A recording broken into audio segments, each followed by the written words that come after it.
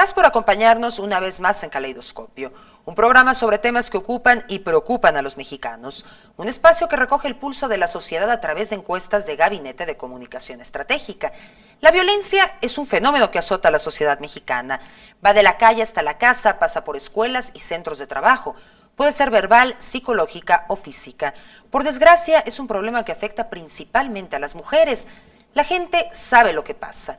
7 de cada 10 mexicanos conocen a alguna mujer que ha sido víctima de violencia de cualquier tipo. Un dato de miedo en un país como México, donde el machismo es un tema generador del maltrato, lo mismo que la impunidad alimentada por la ausencia de denuncias. La violencia más cruel podría ser la silenciosa. Esto porque al ser invisible demuestra que estamos acostumbrados a ella, que es parte de nuestro entorno y la aceptamos como algo natural. Y es que prácticamente todos los mexicanos, según revelan recientes encuestas, conocemos a una mujer que ha sido violentada física o psicológicamente. Posiblemente más grave que los juegos bélicos, seguramente más grave que los videojuegos de guerra. Es la violencia contra las mujeres, la marca indeleble en la conciencia de millones de niños y niñas, la que debemos borrar con educación, conciencia, justicia, acabar con el ancestral machismo y la impunidad. México es considerado entre los países más violentos del mundo, con la guerra contra el crimen organizado como telón de fondo. Diversas razones podríamos dar para explicar el incremento de la violencia, especialmente hacia la mujer.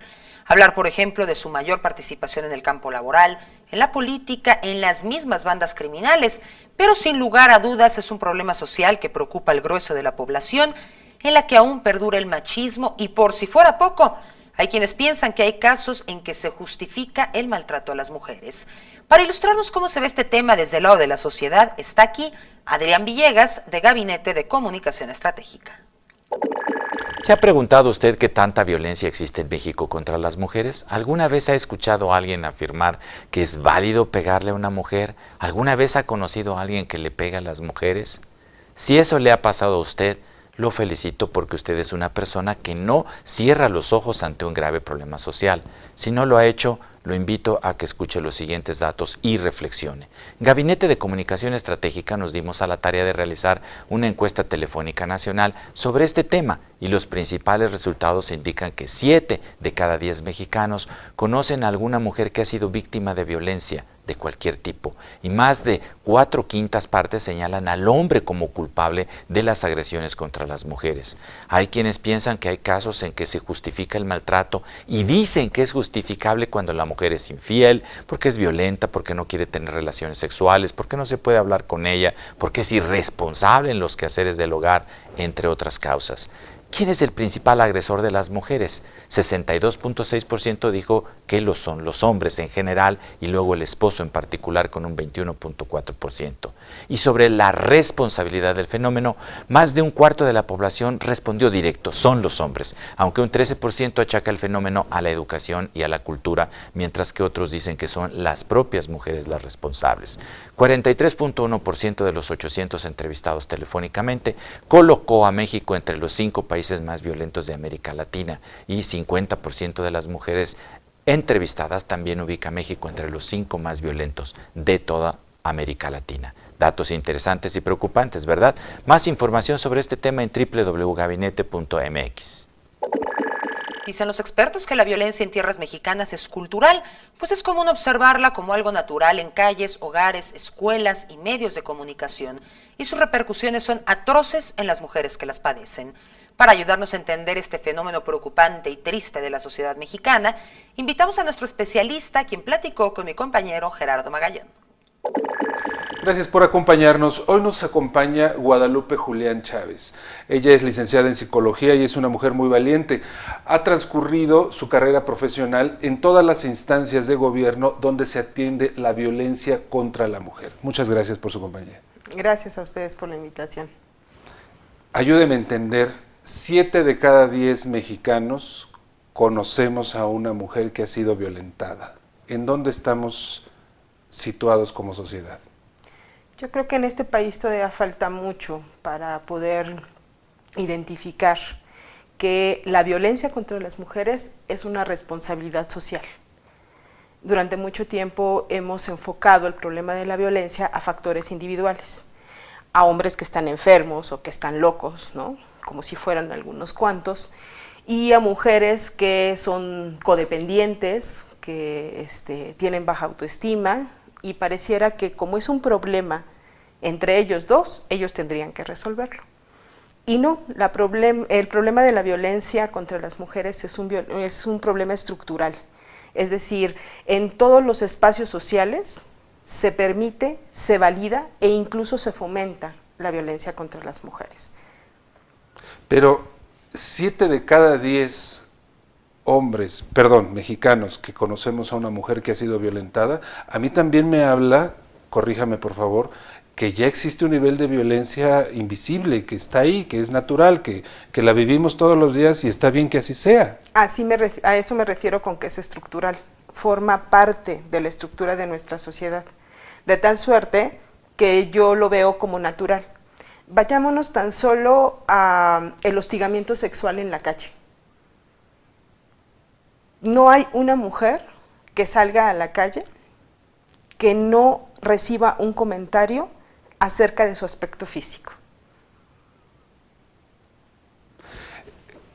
Me deja sin palabras porque uno pensaría que estamos en un país cada vez más moderno, cada vez con más acceso a información, cada vez con más cosas, pero pues hay que decirlo claro, somos un país retrógrado en ese sentido. Así es.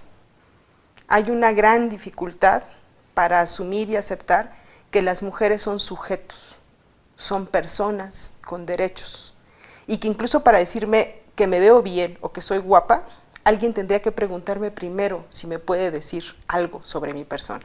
Y si yo le digo que no, la persona se tendría que guardar su comentario. Y eso no significa ser grosera, maleducada, ni mala onda. ¿Cómo cambiar esta mentalidad? Yo creo que con educación. Lo más importante es empezar a educar no solo a los niños, sino a las personas adultas. Que las personas puedan identificar que la violencia hacia las mujeres no solo afecta a las mujeres, sino que valida otros tipos de violencia. Lo pongo de esta manera, la violencia tiene que ver con un ejercicio de poder. Entonces, si yo considero que soy una persona con determinadas características o posibilidades, considero que soy mejor persona que otro, y por lo tanto tengo derecho a someter o a subordinar.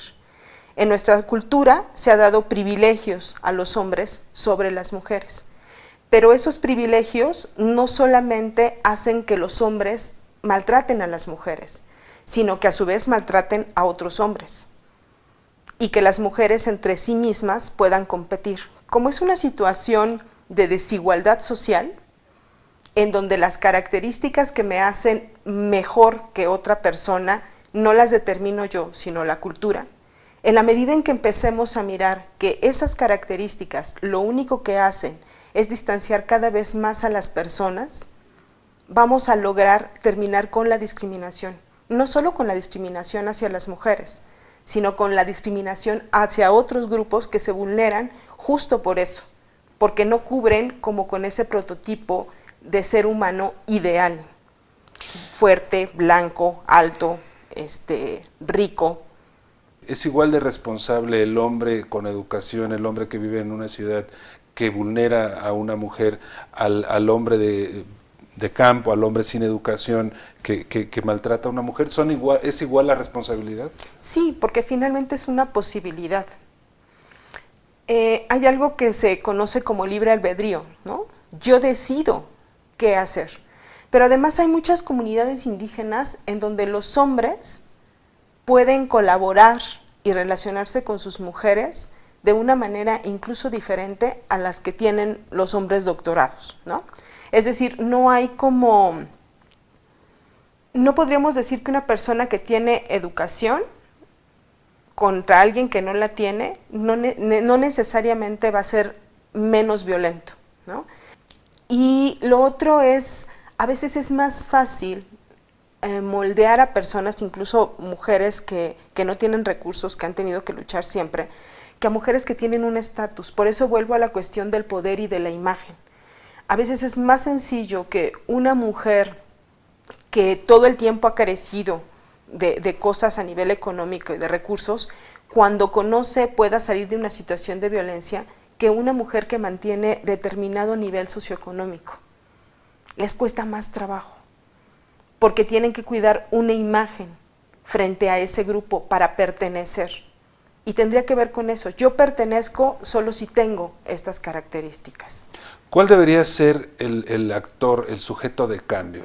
¿Por dónde puede venir o debe venir el cambio? ¿De los hombres tomar conciencia, de las mujeres tomar conciencia? ¿De dónde? La única persona que puede pedir ayuda y salir de una situación de violencia es la mujer violentada.